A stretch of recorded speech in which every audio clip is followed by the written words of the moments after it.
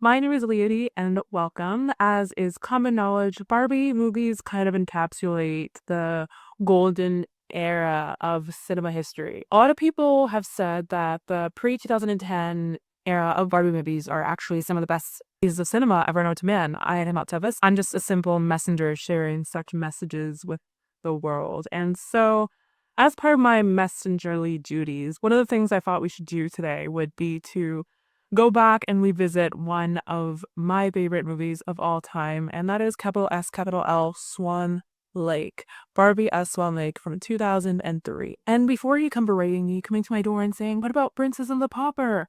What about the 12 Dancing Princesses? Believe me when I say I am a 12 Dancing Princesses truther. I will go to bat 100%. Those are my girls. Knowing that, and I know my place. I know that I am not worthy to speak on those films, so I'm not even going to talk about them. I'm going to talk about a film that kind of gets overshadowed by those two. Barbie of Swan Lake came out in 2003, right after Barbie in the Nutcracker and Barbie of Rapunzel in 2002. Mattel was just going back to back to back to back to back to back to back to back back to back bangers, and this movie held up. Right from the opening sequence, you see a silhouette of Barbara Melissa Roberts, also known as Barbie, to her friends such as we. As soon as it comes on, Mattel knows they have a chokehold on you. Now, is Act 2, Number 10 of Tchaikovsky's Swan Lake the correct composition to be playing for this opening sequence? But did it give me chills? Did it exhilarate every hair on my body? Did it give what it needed to be giving? Was it the reason I learned to play the flute so I could play this exact melody anytime I wanted to hear it? And so while it's not correct, and that's kind of a thing that's all throughout these Barbie movies, well, they're not even kind of accurate and they veer very much away from their source material. They knew what they're doing, and power to them, do what you gotta do to get the people to pay attention. As soon as it comes on, they said, we're not playing around. Listen up. We are going to do Swan Lake. Get in. Buckle up. So we start up with this idea that we see throughout in Barbie quite a bit, where Barbie is framing the story to set everything up. So she's either telling a story to her little sisters, telling a story to her friends, telling a story to us because we're part of the gang. Kind of a nice way to start and introduce things. And we see her either playing another character or playing herself, which doesn't always make very much sense, but I don't really know how else to explain it, so just forget it. Here, Barbie is playing Barbie as a camp counselor, and we hear this laugh. I'm just like, aren't the kids sleepy? Who is laughing in the middle of the night? See Barbie walk into the cabin as a little cute lantern. She goes by to check if everything's going okay. We walk in and the beds are made, kids are laid, tucked in, everything's down, pressed. They have a nice cabin. They've only been there for one day, so we haven't had a chance to really mess it up. So she looks around and lo and behold, there's a kid missing from her bed. She goes to the back door for some reason and we see the Nepo kid that is Barbie's little sister. Now, honestly, props to Barbie. She is a really great older sister, because she gets those gains for her family. How many times we see her sisters, they are booked and busy. If Barbie's climbing to the top, she's taken everyone up with her. So she sees the girl outside, and instead of telling her to go back to bed, she sits down to talk to little girl, and she says, I want to go home. I was like, mood. And so to kind of calm her down, by hunters, Barbie is going to tell us a story about the Swan Princess, Swan Lake. She points to the Cygnus constellation, which is very keen observation. Imagine the 4 stars are the long neck, the big stars are the body, and running crosswise, those stars are the wings. I see it! It's a very hard constellation to find, so good for her. This is where the story begins. It's important to note that Barbie is telling story just because in the first opening scene where Odette, who I will get to in a second, is kind of spinning around with her tray, and her dad gives her a cookie. It's a sugar cookie, but because Shelly Kelly Chelsea doesn't want sugar cookies, she says, Make a chocolate chip. That's my favorite. And we do, which is really cute. I wouldn't prefer sugar cookies, but I'm not going to judge her choices. So the movie starts, and we are introduced to Odette. She is the main event. She is the lead singer, backup vocals. She's the person that you're going to go and see on tour. She really have anything going on for her in her, like, the moment. But she's kind of living with her dad, chilling, and that's a sleigh. At this point, we're also introduced to Marie, who I would say is her older sister. She definitely gives up older sister vibes. But her sister comes, she's not really relevant to the story other than the fact that she's giving Outlander. But we'll forget about her. But once we finished with the commoner side of the kingdom, we move on to the upper class, the royals. And we are introduced to Prince Siegfried. No, it's Prince Daniel because the kingship. I actually do appreciate the fact that they changed this part again because nobody's saying I love Siegfried. Sorry. Honestly, he is one of my favorite Barbie princes. No notes. His only flaw is that he doesn't want to get married. He's not responsible.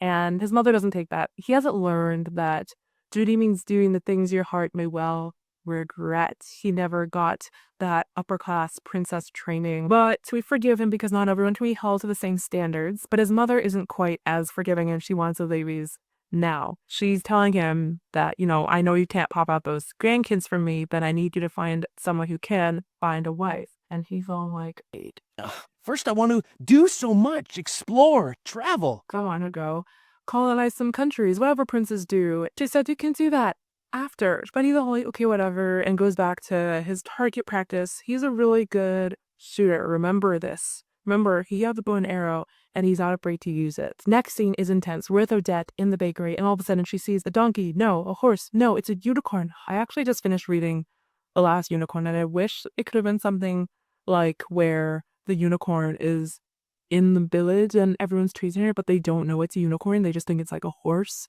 And so it's like the maximum disrespect to equate a unicorn to something as common as a donkey or something. I'm just like, oh, I want to catch that donkey because they don't know what it is. But I guess I'm really stupid. This unicorn is on a suicide mission and she is accomplishing it. The people in the village are chasing her with their knives, their pitchforks, their bows and arrows, and they're after her. Dad is all like, no, you'll hurt it. While the huntsman had his bow and arrow and he's like, shh. Obviously he missing because how are you going to shoot the unicorn? Which doesn't make sense because a unicorn isn't as valuable if it's dead. You even capture it like in cage or something. So the suicide mission of this unicorn is working and someone ties a noose around its neck. Unicorn, it stays free, but she has the rope still attached to her and she's running into the forest. Obviously, Odette is scared for this unicorn's life and trying to rescue it. Every time she sees the unicorn get, caught in something with the rope, she goes to go and help. At this point, Odette has followed the unicorn past the edges of the forest where there's a waterfall and a log bridge, and the unicorn's about to drop 50 feet to her death. And this is the third time today that we see this unicorn about to die.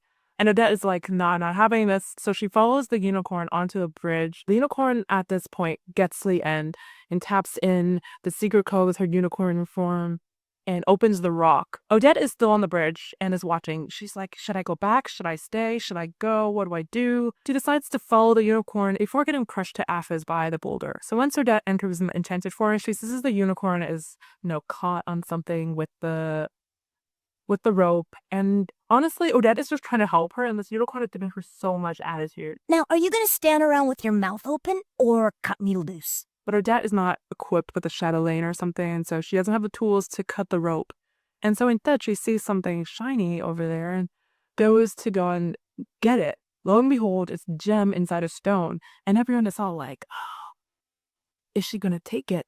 And she takes it, easy peasy. So because Odette rescues the unicorn, the fairy queen, and all the little enchanted creatures come to her and they tell her the lore of the enchanted forest. Now, this part is a little bit questionable. So we're told that her cousin Rap Bart and who have been growing up have lived in this enchanted forest for, forever. And when it came time for their uncle the king to choose the successor, he said fight the patriarchy and chose her instead of her cousin. Now, he didn't take this well. He was still all toxic masculinity, temper tantrum, and so nothing left. And we're all like, okay, well, bye. Close the door on your way out. Nobody's gonna miss you. Which is all getting fine for a few years until all of a sudden he comes back with black magic and a daughter in hand.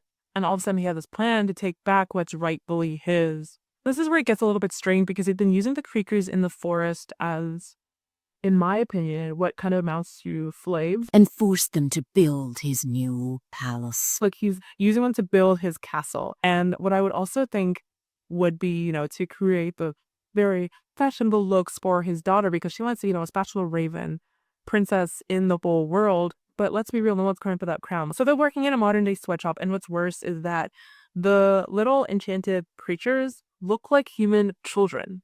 I don't know, it just kind of seems a little bit odd. We find out about Rathbart and Odile, who is honestly one of the worst voices ever. And I mean that in like the best way.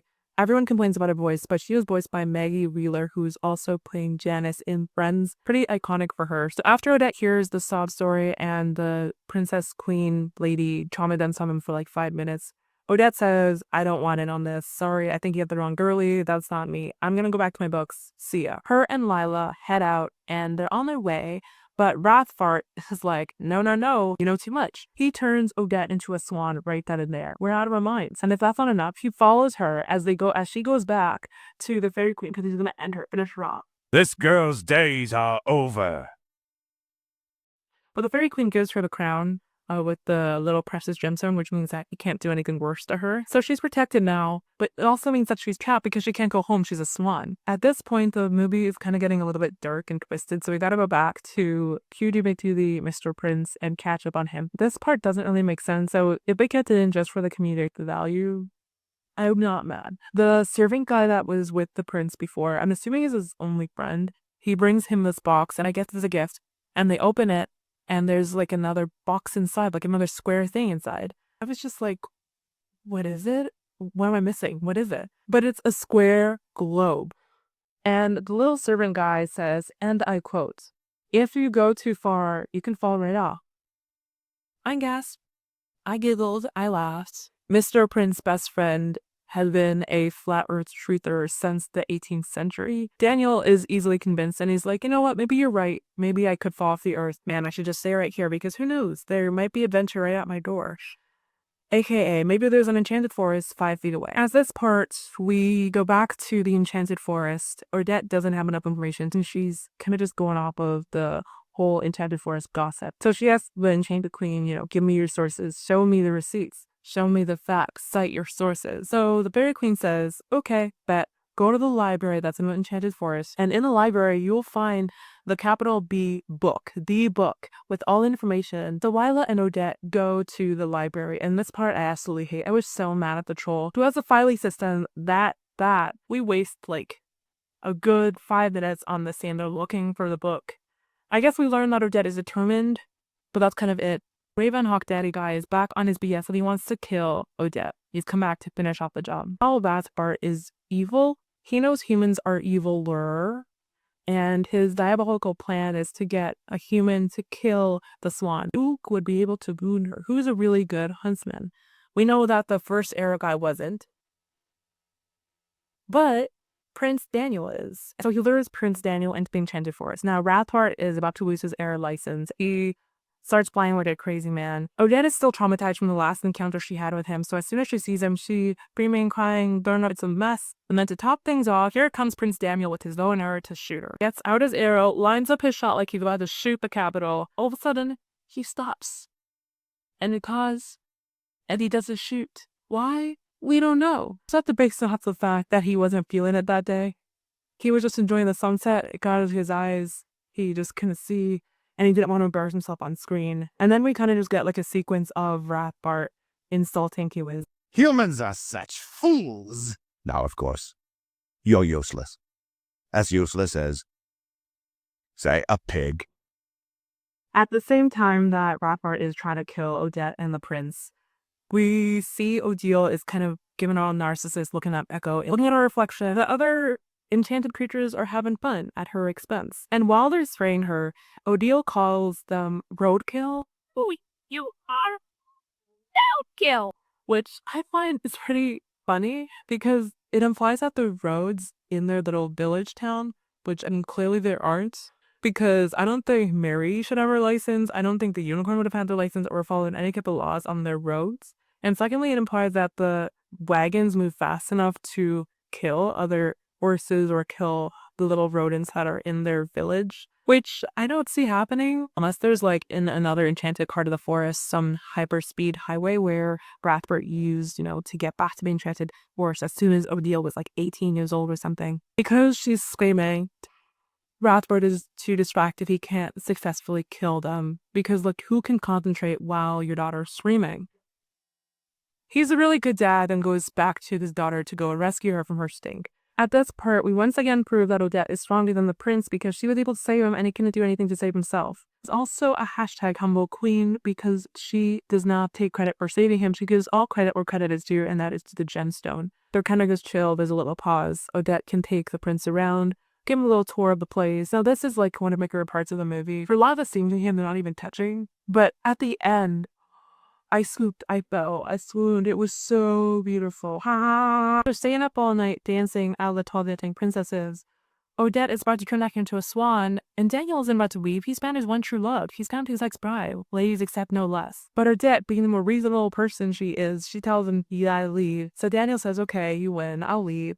But you have to promise to come to my party Saturday night. And Odette is looking at him all like, you're so unserious. Because for all she knows, as soon as she turns back into a swan in the palace dance floor, shots are fired, she's the next course. Daniel, being defiant, says, Then I stay here with you. No. oh, she says, okay, I'll come, but promise that you'll tell my parents, my papa and Marie, my family, that I'm sick, because for all I know, this girl hasn't left the house in 3 months. So where did she go? Obviously, her sister and her dad are scared out of their mind looking for her. Daniel agrees and he says, okay, I'll go tell your parents, go tell your parent that you're safe and secure and not locked in Central's basement. That's it. They plan to meet again in the next fall of nights. After he leaves, the troll finally makes his reappearance with the one article that we needed him to get, which was the book. Odette is able to open it using her modern, advanced diamond recognition technology, and it opens. It has everything we need to know. Everything. And most importantly, the only thing that can break the spell is true love. The simple gal and I love the true love storyline. But the one little catch written in the fine print is that if royal cuteness declares his love for anyone other than Odette, that the diamond loses its power and they're defeated. It's game over. But this whole scene of them just trying to make her fall in love with the prince, trying to give her dancing weapons. The choreography here is beautiful. Everyone knows that the early Barbie movies with their ballet sequences, the ballet dancing part is using the motion capture technology. I love watching them dance. They do give us more dancing than in the Nutcracker. But too bad we can't have one moment of happiness in the storyline of this cresting man coming in, because a crow snitch came and told Rathbart that the troll had found the book, and obviously Rathbart wanted the book, and he comes and snatches the troll. And at this point I was like, drop the book. Why doesn't the troll just drop the book? Or screaming at the screen, drop the book. If the troll dropped the book, do you think that Rathbart would have dropped into, like, what would have happened? Maybe it closed it, like, if once the book is open, was it just open forever? Or, but Rathbart has access to WikiLeaks. So we go back to his lair where he's torturing Erasmus Patrol and sees that the one way that he can defeat Odette is if he makes the prince declare his love for someone else. And thankfully, he has an eligible daughter who Mr. Erasmus the troll is in the background screaming, no, just like we are. And to that, Rathbart says something absolutely disgusting. He's totally ruthless. Bold words for a troll who's about to be eaten.